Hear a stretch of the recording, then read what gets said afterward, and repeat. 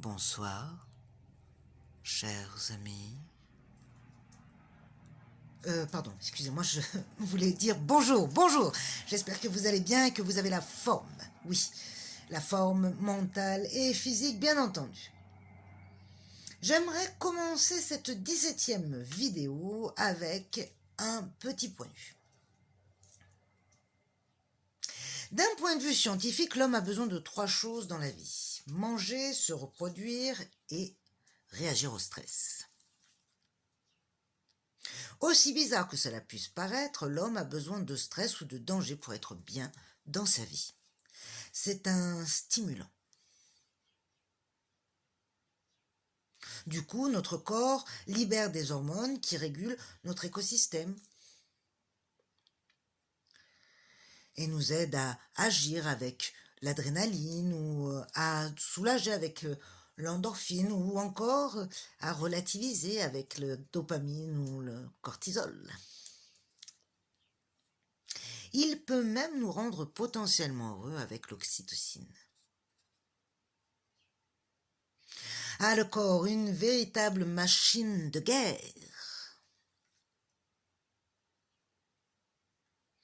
On croit que nous sommes aux commandes, mais en vérité, pas toujours.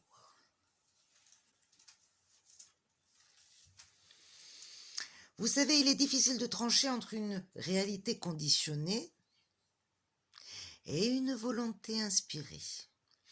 Je vous laisse y réfléchir. Mais vous savez, même le poisson rouge dans son bocal finit par oublier qu'il existe des espaces plus vastes ailleurs.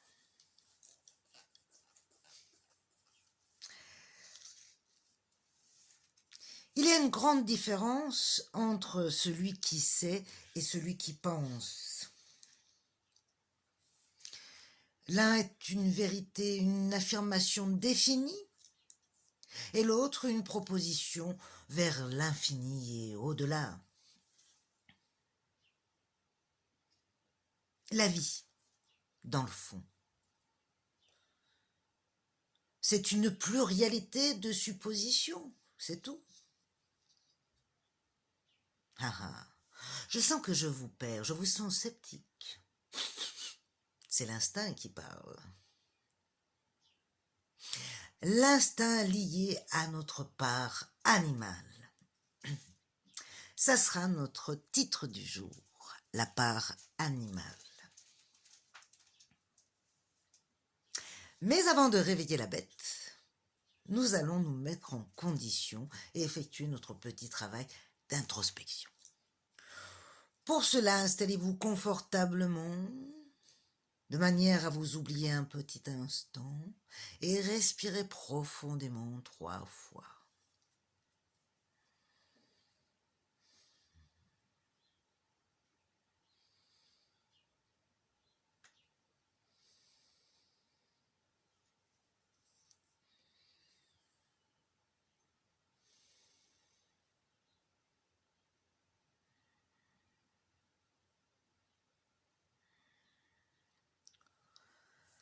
Bien. Nous allons rester sur la dynamique animalière. Je vais vous demander d'imaginer que vous êtes un animal aujourd'hui. Lequel, alors là, c'est peu importe. Mais juste, de manière simple, si vous imaginez un oiseau, eh bien, imaginez qu'il vole ou qu'il se pose. Imaginez-le dans ce qu'il fait. Ou si vous imaginez que vous êtes un cheval, ben, laissez-le vous emporter, peut-être à courir. Laissez surtout votre imaginaire prendre le contrôle pendant 1 minute et vous emporter. Donc, vous êtes un animal et vous laissez l'imaginaire faire le reste. Mettez la vidéo sur pause, on se retrouve dans 1 minute.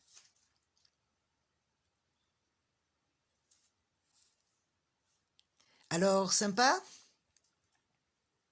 Rassurez-vous, si vous n'avez pas réussi à visionner un animal, c'est pas bien grave. En plus, entre nous soit dit, si vous ne l'avez pas vu dans votre imagination, rassurez-vous, vous allez le voir bientôt.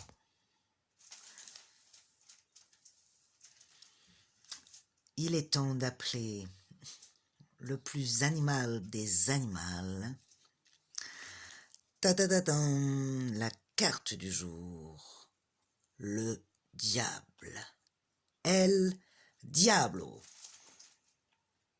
Rien que le nom donne un peu l'effroi, pourrait faire peur ou angoisse. Un diable est un personnage imaginaire, mythique, qui sert le plus souvent à incarner le mal, le pas bien. On pourrait aussi dire qu'il incarne tout ce qui est interdit, tout ce qui dépasse l'entendement, tout ce qui inspire nos peurs.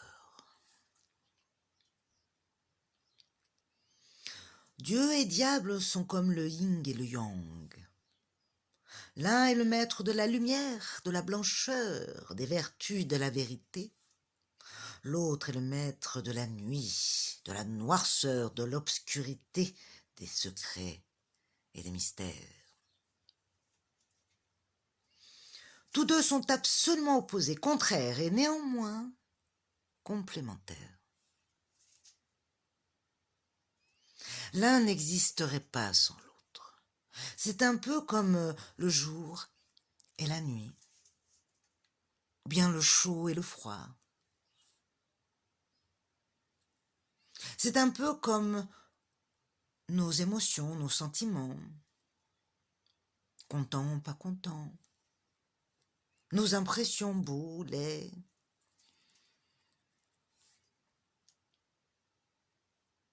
Le diable est nommé désir. Il insuffle la passion. Il est capable de nous faire soulever des montagnes. C'est une énergie au potentiel inestimable.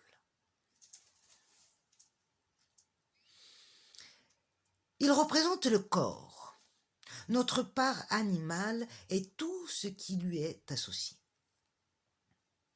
L'essence, la pulsion, l'instinct, la survie. Saviez-vous que nous devons notre ressenti à notre côté animal? Quand on dit qu'on ne sent pas quelque chose ou quelqu'un, eh bien, même si on vous dit le contraire, vous aurez toujours tendance à croire ce que vous ressentez plus que ce que l'on vous dit. Ça, c'est l'instinct. La carte du diable renvoie au lien que nous instaurons, à la façon dont nous nous relions avec le monde, ses objets, ces divers êtres animés.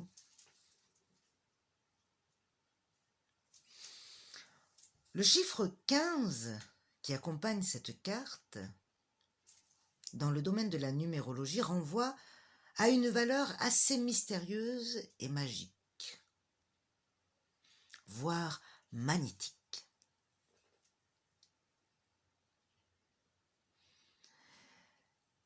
Elle met en résonance des atouts, un pouvoir de séduction, un pouvoir de persuasion, ce qui constitue des atouts ultra précieux dans le monde dans lequel nous vivons. Avec le diable, il est question de pouvoir de l'imagination, d'irrationnel, d'inconscient collectif et de pulsion primaire. Tout ce que l'on ne maîtrise pas forcément. Il n'est pas nécessairement dangereux, sauf qu'il nous pousse à répondre à nos pulsions. Cependant, celui qui arrive à l'accepter, à maîtriser ses pulsions, fait de cette énergie une énergie créatrice plutôt que destructrice. On s'étonnera toujours des pouvoirs bénéfiques que cette carte peut procurer. Or, comme on le voit ici, tout dépend de comment l'individu fera face à son propre diable intérieur.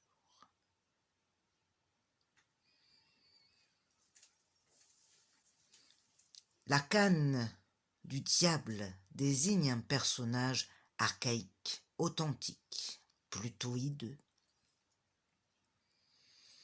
doté d'une intelligence supérieure au commun des mortels.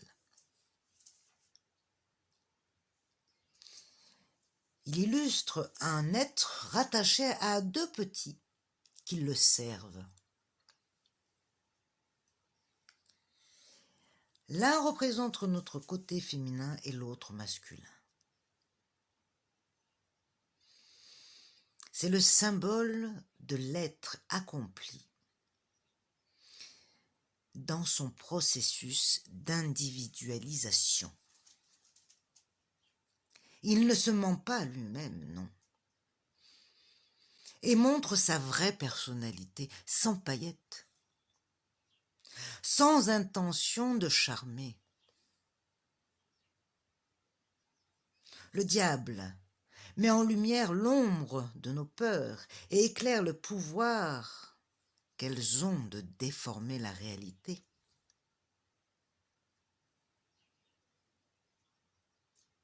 Mais on dit que derrière les grandes peurs se cachent de grands talents latents.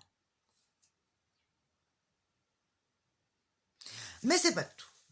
Il est temps maintenant de passer à notre travail du jour et de mettre nos talents en avant. Il est temps donc de partir en croisade.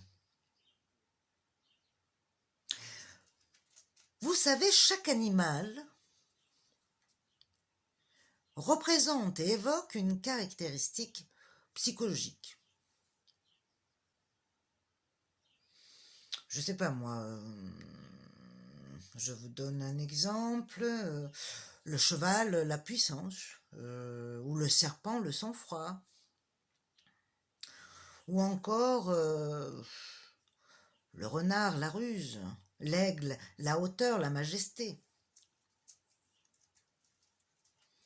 ou encore la poule, couvée, ou... oui, c'est déjà pas mal. Eh bien, aujourd'hui, il s'agira de lister le nombre le plus possible de caractéristiques que vous pensez avoir. C'est-à-dire,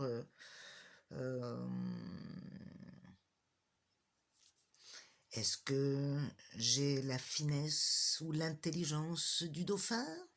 Dans ce cas-là, je marque intelligence du dauphin. Je peux marquer aussi majesté de l'aigle ou du paon. Un petit côté doux comme un petit lapinou. Voilà. Listez, en fait, toutes les caractéristiques animalières que vous pourriez finalement définir et en vous. Voilà. Tout simplement.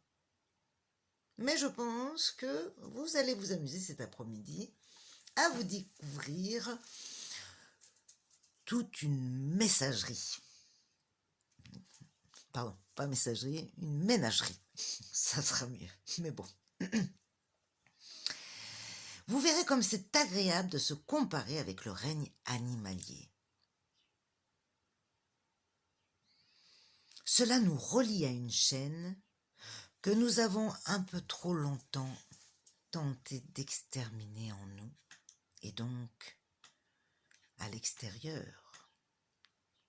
Et oui, n'oubliez pas que ce qu'il y a dehors est comme ce qu'il y a dedans, rappelez-vous. Si nous réfutons une part de nous-mêmes à l'intérieur, nous offrons de même à l'extérieur. Très bien, passons à la carte suivante.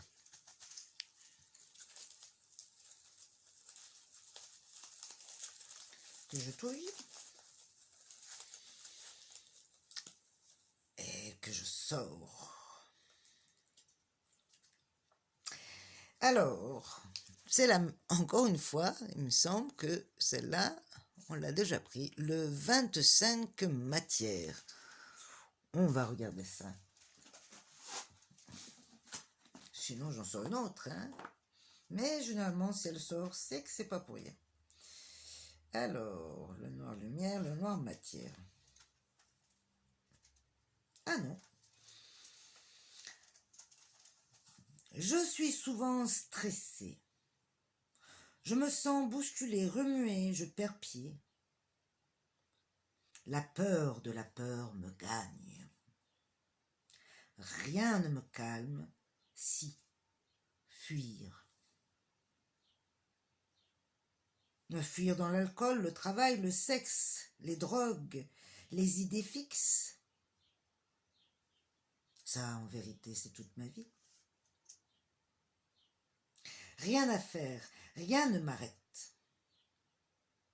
J'ai besoin de toucher le fond pour refaire surface, de toucher le côté obscur. Il est évident que je me nie. Jusqu'ici, je n'ai pas perçu le sens de ma vie, ni l'importance d'être en vie. C'est à méditer aussi. Alors, passons au petit défi du jour.